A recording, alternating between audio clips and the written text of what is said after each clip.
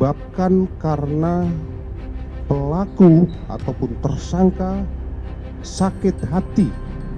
Si tersangka merasa direndahkan oleh korban dengan cara korban melihat secara sinis ke arah pelaku. Saya kaget ya dengar katanya suami saya sinis, katanya suami saya meludahi gitu. Enggak, yang ada kebalik ya. Dengan ancaman hukuman untuk pasal 338 KUHP yaitu maksimal 15 tahun. Sedangkan untuk pasal 354 ayat 2 KUHP dengan ancaman hukuman selama 10 tahun. Nggak terima kalau cuma 15 tahun ya, minimal 20 tahun lah gitu. Minimal 20 tahun. Minimal 20 tahun. Yang nggak bisa berkata-kata apa lagi ya gitu kan. Rasanya saya pengen dihukum mati langsung di situ. Itu yang mau saya sampaikan langsung ke dia, udah deh. Halo Sobat Kompas TV, berjumpa dengan saya Jocelyn Valencia. Dan Sobat Kompas TV, baru-baru ini publik dihebohkan dengan pembunuhan salah satu aktor laga di serial Mak Lampir, Mas Sandi Permana. Dan saat ini sudah ada bersama saya istri dari almarhum Mas Sandi, ada Mbak Ade Andriani. Halo Mbak Ade. Halo. Mbak Ade, terima kasih sudah mau meluangkan waktunya. Sebelumnya Kompas TV mengucapkan bela sungkawa, berduka cita yang sebesar-besarnya atas apa yang menimpa Mbak Ade dan juga keluarga. Mbak Ade, sebetulnya kronologi kejadiannya itu seperti apa? Kalau kronologi kan saya taunya langsung dari warga ya, karena kan saya nggak tahu pastinya karena saya masih di rumah. Tahu-taunya saya udah dipanggil gitu, disuruh ke rumah sakit. Saya tanya kenapa, dibilangnya enggak, Om Sandi jatuh, dibilangnya aja kayak gitu kan, dibilang jatuh. Ya udah saya keluar, pas saya lihat di motor suami saya penuh darah. Saya bilang kenapa? Enggak, jatuh. Ya udah saya langsung buru-buru ke rumah sakit kan. Pas ke rumah sakit saya lihat suami saya itu udah terbaring gitu, udah dengan penuh darah gitu. Penuh darah, terus saya ajak bicara, cuman dia masih belum respon kan. Saya tenangin, saya bilang kuat ya, saya bilang gitu kan. Terus dia respon, cuman ngangguk aja gitu. Saya tenangin lagi, saya mau tanya, ini pelakunya siapa? Dia mau ngomong, cuman nafasnya kan udah setengah sadar. Lalu dirujuk ke rumah sakit kedua. Dalam perjalanan itu sebelum menuju ke rumah sakit kedua, saya taruh dia di pelukan saya, suami. Ada sekitar 2 menit lagi mungkin sampai rumah sakit, dia meninggal di pelukan saya. Oh, jadi memang awalnya itu warga yang ada di sekitar itu bilangnya jatuh. Enggak, karena tetangga bilangnya kan jatuh karena mungkin takut saya shock atau apa gitu kan, jadi dibilangnya jatuh, suruh buru-buru ke rumah sakit gitu. Jadi sebelumnya Mas Sandi juga sempat berbicara dengan Mbak Ade ya, masih dalam perjalanan? Iya, masih saya tenangin, saya bilang istighfar, saya bilang gitu kan. Dia cuma masih berontak, mungkin kesakitan gitu ya, jadi ya 2-3 menit lagi hampir sampai di rumah sakit, ya dia udah ngembusin napas terakhir di pelukan saya. Kalau cerita yang Mbak Ade dengar dari warga sekitar itu seperti apa, Mbak? Yang saya dengar katanya dia awalnya sih dia bilang katanya setelah kejadian itu suami saya langsung jalan minta pertolongan. Pas minta pertolongan katanya dia sembari menyebut nama pelaku. Itu yang saya tahu kan awal. Kalau untuk permasalahannya itu saya nggak tahu kan. Saya tahunya cuman dibilangnya ya dia setelah kejadian dia mau minta pertolongan gitu kan sama warga, tapi dia sempat menyebutkan nama pelaku. Pelaku tinggal dekat sini ya, Mbak? Dekat. 100 meter dari rumah? Iya, 100 meter dari rumah. Kalau dari Mbak Ade sendiri kenal dengan pelaku? Kenal, karena kan kita ya sama bertetangga udah lama ya, gitu kan ya, saling kenal. Cuman kan memang pelaku kan orangnya tertutup, nggak berbaur sama warga, mau bertemu juga nggak ada bertegur sapa, nggak. Jadi pelaku memang orangnya tertutup sekali ya? Iya, tertutup. Bagaimana dengan istri pelaku dan juga anak? Ya, istri pelaku sama anak memang kita dekat ya. apalagi sama istrinya, kalau setiap hari itu pasti selalu ketemu sama istrinya itu. Kadang kalau misalnya saya sedang antar anak sekolah berpapasan gitu, sambil ya apa teriak-teriak, kemana gitu. Kadang suka kebut-kebutan kalau apa sih pulang ini nganter anak sekolah gitu, sama istrinya mah deket. Oh, jadi memang kalau dari cerita Mbak Ade lumayan dekat ya hubungannya, seperti ya tetangga pada umumnya. Iya, dekat. Kemudian pasca kejadian kemarin bagaimana Mbak, istri dan juga anaknya? Apakah sempat menghubungi Mbak Ade, sempat berkomunikasi lagi atau seperti apa? Nggak ada. Tiba-tiba hilang. Tiba-tiba hilang, nggak ada komunikasi, nggak ada itikat baik atau permintaan maaf, nggak ada. Ngechat gitu juga Nggak nggak ada, ya? nggak ada. Mbak Ade, kemudian ada informasi juga istrinya sempat ambil andil gitu dalam hubungan Mbak Ade dan almarhumah Sandi, katanya sempat menjodoh-jodohkan dulu. Iya dulu, karena kan dulu kakak saya kan tinggal di dekat sini. Terus karena saya dulu sering bolak-balik Jakarta ke sini, ya itu kakak saya, istri pelaku itu yang sering menjodoh-jodohkan gitu kan. Kan karena suami saya kan dipanggilnya Om Sandi gitu kan.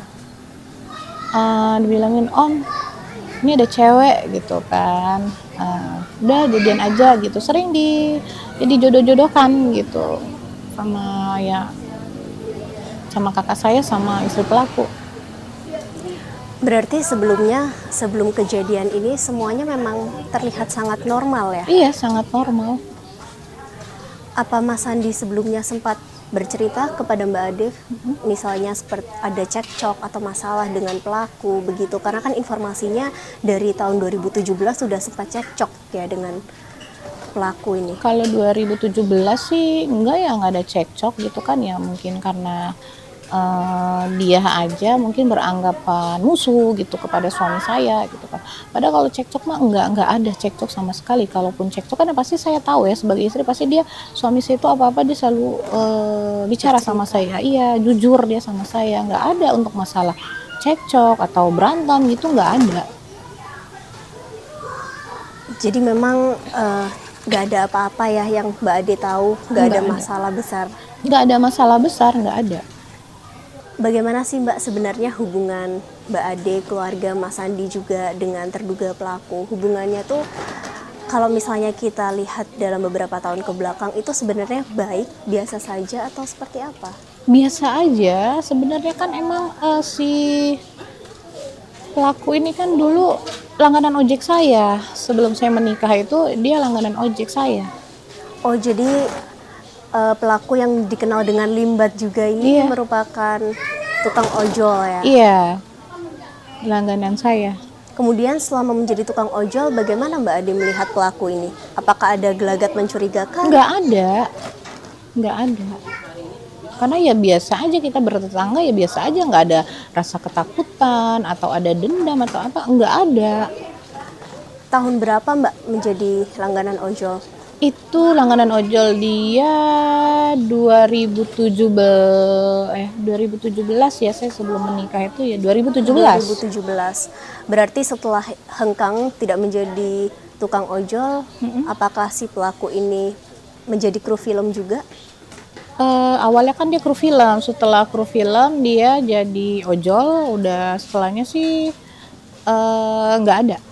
Oh, jadi awalnya memang pelaku ini kru film, kemudian baru ojol itu tadi. Iya. Kemudian kegiatan setelah ojol ini, Mbak Ade tahu gak? Setahu saya cuma di rumah ya. Di rumah saja? Iya, di rumah saja. Mbak Ade tahu gak terkait minuman-minuman keras yang beredar? Jadi informasinya pelaku ini memang peminum begitu. Apa itu benar Mbak? Kalau itu saya infonya sih baru tahu hari apa ya, katanya pas dicek kan di lokasi itu di rumah dia banyak terdapat minuman ya. Kalau ya kayak dari orangnya aja sih sepertinya memang peminum berat ya. Karena kalau misalnya dia nggak kecanduan alkohol, dia nggak mungkin ya membabi buta gitu ngabisin nyawa orang. Jadi Mbak Ade menduga memang pelaku itu habis minum ya? Iya. Kemudian apakah memang pada saat itu yang kita kembali ketika Mbak Ade mengatakan Mas Sandi sempat memberi pendapat gitu ya kepada pelaku. Apakah itu terkait minuman keras ini, Mbak? Waktu itu kan mengenai masalah lingkungan gitu kan, ada pembahasan juga mengenai minuman, tapi ya pelaku padahal kan yang ngomong mengenai masalah minuman itu bukan suami saya, tapi ada dari salah satu ibu-ibu yang membahas tentang minuman, tapi dia katanya infonya dia melototnya ke suami saya. Oke, jadi bukan Mas Sandi yang Bukan. menegur tentang minuman keras Bukan, itu. bukan. Tetapi pelaku menduganya itu Mas Sandi. Iya.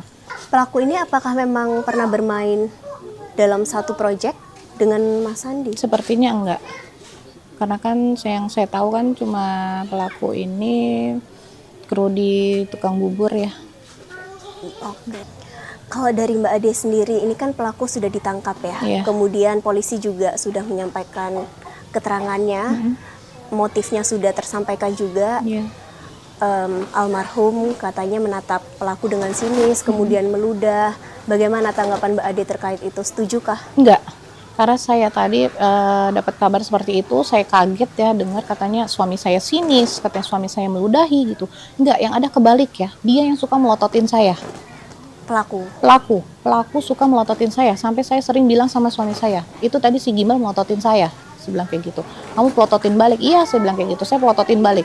Kalau untuk meludah enggak, suami saya enggak seperti itu. Karena saya tahu suami saya sifat karakternya enggak seperti itu, meludahi orang sembarangan, enggak ada. Kalau saya enggak terima. Kalau dari Mbak Ade sendiri, kira-kira sebenarnya motifnya apa begitu? Karena polisi kan menyebutnya seperti yang tadi. Ya kalau motif ya kan nggak tahu ya, karena kan memang nggak ada, maksudnya nggak ada ribut besar atau cekcok masalah apa gitu kan, karena cuman kayak waktu rapat warga aja cuman perbedaan pendapat, udah itu aja. Itu perbedaan pendapatnya terkait apa? Terkait minuman keras kah Mbak Ade? Iya, waktu itu terkait minuman. Itu bagaimana ceritanya? Apakah Mas Sandi sempat menegur kemudian Enggak, pelaku karena tidak terima? permasalahan itu, permasalahan lingkungan, terus si pelaku melotot ke suami saya, dia melotot, terus suami saya tanya kenapa melotot gitu ya, cuman intinya permasalahan cuma di situ aja, nggak ada yang cekcok besar gitu sampai ribut besar, nggak ada. Itu kapan Mbak? Itu di Oktober. Oh udah lumayan lama ya, Iya. tahun lalu. Kemudian pas kejadian itu, apakah memang Mas Sandi sedang memberi pakan ternak atau bagaimana Mbak? Iya, karena kan dia kebiasaan tiap pagi itu rutinitas dia, kalau setiap pagi dia kasih pakan ternak. Oh begitu, naik Iya. sepeda motor kah? Iya, pakai motor listrik. Karena keterangan dari polisi itu kan juga menyebut Mas Sandi menggunakan motor listrik tetapi Iya. berhasil dikejar pelaku. Padahal itu kan sebenarnya Mas Sandi sedang naik motor ya. Iya, berarti kan dia memang sudah ada unsur ini ya, pembunuhan berencana ya, gitu. Karena kan saya lihat dari fotonya itu dia menusuk itu karena posisi suami saya masih ada di atas motor.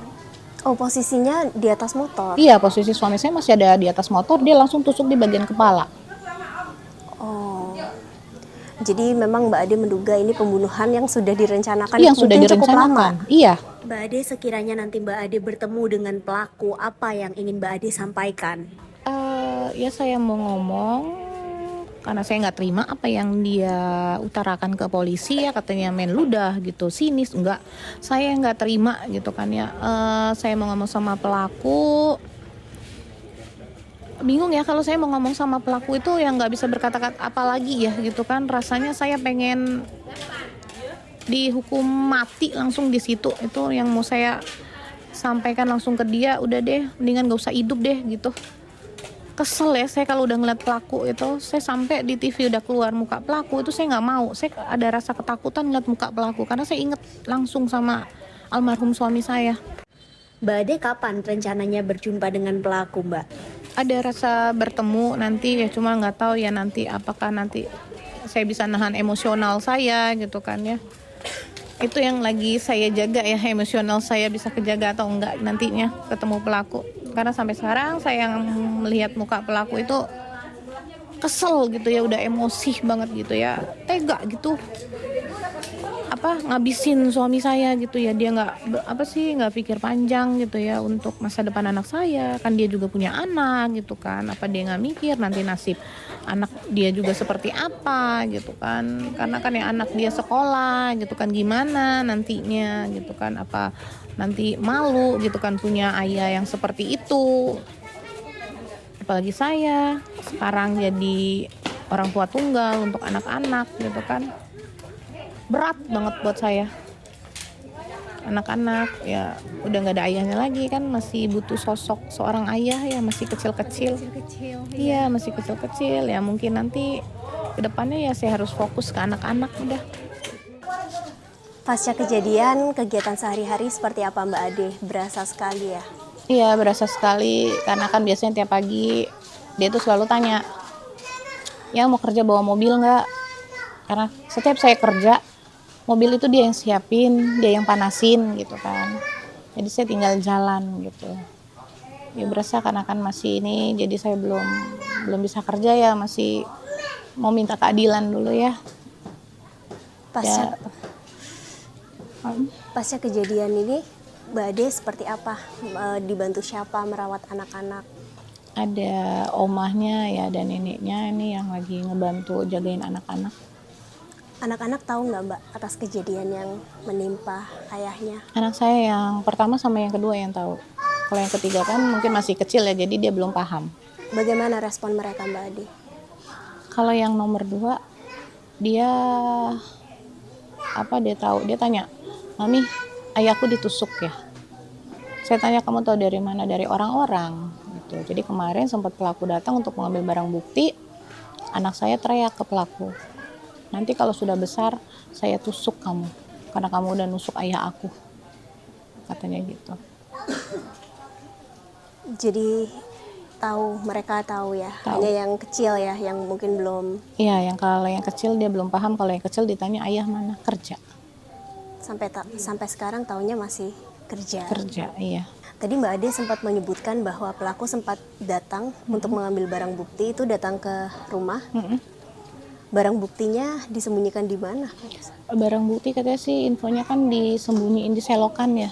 Di selokan dekat rumah. Ya, dekat rumah dia di bawah gapura katanya gitu. Disembunyiin di sana. Pelaku itu kan dikenal sebagai Nanang Gimbal, Nanang Iya. Irawan atau Nanang Gimbal karena rambutnya yang Iya. begitu lebat begitu. Pelaku menghilangkan bukti dengan potong rambut Mbak Ade? Iya. Karena kan sebelum pergi kan dia itu masih gimbal rambutnya. Tapi setelah ditangkap rambutnya sudah dipotong kan, dia berarti kan dia ada niat ya untuk mengelabui petugas gitu kan, karena mungkin semua media udah pada tahu ciri-cirinya, masyarakat udah pada tahu, jadi kan dia untuk menghilangin jejaknya ya dia potong rambut. Bagaimana Mbak Ade biasanya keseharian apa yang berasa sekali berubah? Berasa banget ya dari bangun tidur, biasanya kan selalu itu ya, bangun tidur tuh saya selalu nengok, lihat suami gitu kan, lihat suami, lihat anak-anak. Saya sudah tahu rutinitas suami saya tuh kalau misalnya bangun pagi pasti dia ke kamar mandi gitu kan. Lama dia kalau di toilet itu sambil scroll TikTok gitu. Itu kebiasaan dia tiap pagi. Terus biasanya sudah sibuk dia bangunin gitu kan, terus ngasih makan ayam, balik lagi, nanti dia tanya ngurusin anak untuk sekolah, nanti udahnya dia tanya, "Si kakak mau diantar siapa?" gitu kan. Kalau misalnya saya belum siap-siap, nanti dia yang nganterin anak sekolah, kalau enggak saya yang nganter, kalau enggak bareng, biasanya sih bareng nganter anak ke sekolah. Jadi saling kerjasama. Iya, saling kerjasama ya. Sekarang udah nggak ada lagi, semuanya serba sendiri. Kemudian saya juga mendengar almarhum punya bisnis bakso, Mbak Iya. Ade. Itu memang milik bisnis almarhum sendiri kah? Iya. Idenya dari almarhum sendiri? Itu 3 minggu yang lalu ya, dia ada pagi-pagi dia keluar, itu dia nggak bilang, saya pikir biasa ngasih makanan ayam ya, kok lama banget, saya bilang itu kak nggak pulang. Pas pulang dia lagi bikin itu sama tetangga, bikin gerobak. Saya itu belum tahu tuh bikin apa gitu kan, saya belum tahu. Pas sudah tahunya, pas sudah jadi saya baru tahunya. Jadi memang baru ya? Iya baru.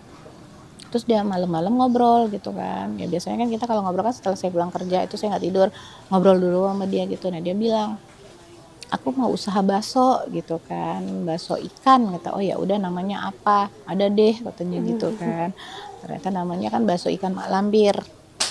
Ya aku mau mau ini usaha bakso ikan kata dia gitu. Oh ya udah nggak apa-apa, bagus gitu kan ya. Iya, aku mau usaha ini katanya buat anak-anak kayak gitu ya. Saya nggak tahu, akhirnya kan itu disiapin dia mungkin ya untuk anak-anak gitu. Udah dipersiapkan dia. Gerobaknya yang ada di sebelah sana satu itu Iya, berarti ada di sana ada satu.